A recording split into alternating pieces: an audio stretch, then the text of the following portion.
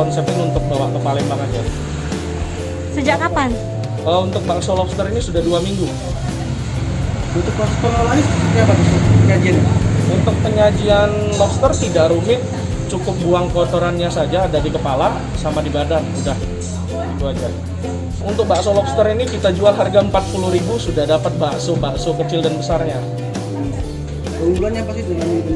Oke, untuk keunggulan yang jelas kita tetap mengisi dengan bakso rusuk, jadi bakso rusuknya tidak tinggal.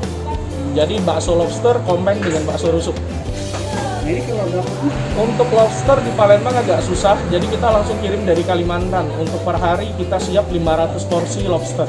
Berapa kilo kira-kira habis?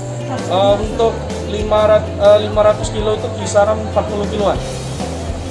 ini berapa sih banyak yang larat untuk khusus untuk bakso lobsternya?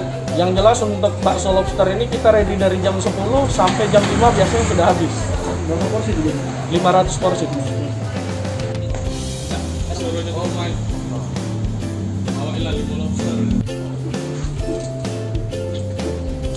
Tapi kalau mau combine sama itu ini buang bukan otak, tainya Kayaknya kan. sama buntut-buntutnya.